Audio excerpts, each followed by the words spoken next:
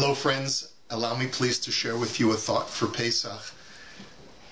There is, or at least there seems to be, a certain tension along the lines of how I'm supposed to relate to myself and to others at the Seder.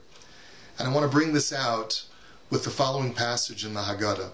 You're all familiar with it. Ma'aseh v'Rabbi Eliezer v'Rabbi Yehoshua v'Rabbi Elazar ben Azariah v'Rabbi Akiva v'Rabbi Tarfon shahayu mesubin b'Bnei Brak.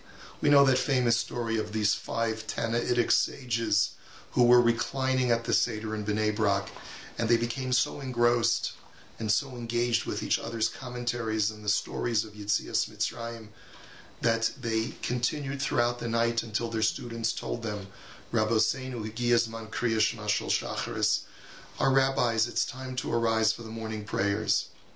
The question that many commentaries ask, including the Ritva, the Majitzer Rebbe asked this question as well.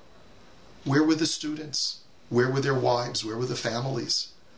Normally when you and I sit down to a Seder and we're excitedly looking forward to getting together with our wives and our children and our grandchildren and joyfully sitting with each other, and here you have this very different image of a group of rabbis cloistering themselves in seclusion away from everyone else. Where were they? Why were the students only brought afterwards to the point where they come into the room and tell them it's time to daven? Why weren't the students joining them? In the Majitzer Haggadah he explains that the truth of the matter is that there's an aspect to the experience of Exodus that we're supposed to try and find at the Seder. There's an extremely private and secretive kind of experience. There's an aspect to Yetzias Mitzrayim which requires a person to be extremely introspective and to not allow others to be part of that very introspective, intimate experience of Chayiv Adam Liros Es Atzmu Ki'ilu Hu Yatsa Mitzrayim. That I have to view myself as if I'm leaving Egypt, and I have to look inwards and try to find myself. I have to look at all of the chametz that's inside of my soul and remove it and try to liberate myself from all of the fetters that are holding me down and preventing me from truly being liberated and coming to God. As a matter of fact, the Majitzer Rebbe says that there's a Gemara that says that when a person is walking down the road, he should avoid walking in places where women are doing the laundry by the river. Now, the simple understanding of why that's true is because there are issues of tznius. There are modesty issues. A woman, when she's doing the laundry and the water will roll up her sleeves, perhaps, and it's not modest to look in those areas. However, the Majitzer Rebbe said that there's a deeper meaning. When a person is doing the laundry, when a person is laundering his or her soul, no one else should be looking. It's a very private, very intimate, introspective experience. And what was going on at the Seder in Bnei Brak with these great rabbis was a very private experience, and they didn't want other people to be present. But that only presents a further dilemma.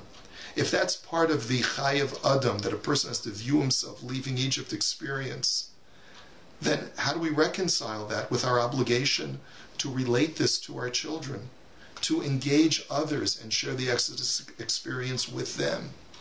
As a matter of fact, if you look later in the Haggadah, it says, B'chol dor v'dor chayiv adam liros es atzmo ki'ilu hu yatsa mitzrayim. Everyone has to view himself or herself as if they're right now leaving Egypt. Shenamar, as it says, v'higata to levincha bayom hahu. You have to instruct and educate your child and say, Ba'avor zeh asa Hashem li b'tzeisi mitzrayim, that God did this to me. So how do I accomplish this introspective experience and at the same time share the idea with others? Well, the truth of the matter is we all know this. When we start the Seder and we've got 6 or 7-year-old children at our Seder table, we've got to become animated and alive and bring the story down to their level.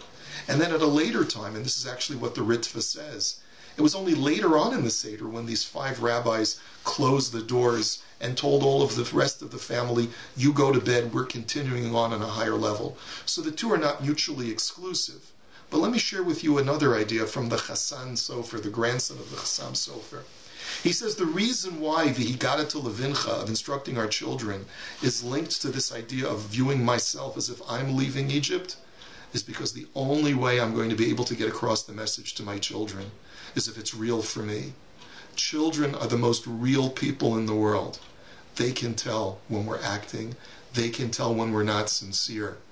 And if my child realizes and sees that the words that are coming out of my mouth are not said with sincerity, are not said with heartfelt feelings of inspiration and passion, then the words will not penetrate into my child's heart. And so the Chassan Sofer says that I first have to view myself as if I'm leaving Egypt in order to fulfill the mitzvah of V'higata to Levincha, to instruct my children. And so you see that there are a number of issues taking place at the Seder. Number one, I have to be able to build up a certain amount of energy and excitement and passion within myself about the experience of Yetzias Mitzrayim that's taking place within me at this moment, and be able to relate that to my children. That's perhaps the first part of the Seder. But then I have to learn how to be able to have a much more introspective and private experience that's for after the children go to bed, perhaps a deeper, more esoteric kind of examination and analysis of the text of the Haggadah, and perhaps of my own life, is in order the night of the Seder. But you see, the Seder is not monolithic. It's quite complex, and it means something different for every single member of Klal Yisrael. I wish you a beautiful Seder with your family, with your friends. May you fulfill the mitzvah of V'higata to Levincha, and may you fulfill the mitzvah of viewing yourself as leaving Egypt this year, so that we merit to truly leave our own Egypts and be in Yerushalayim HaBenuya for next year.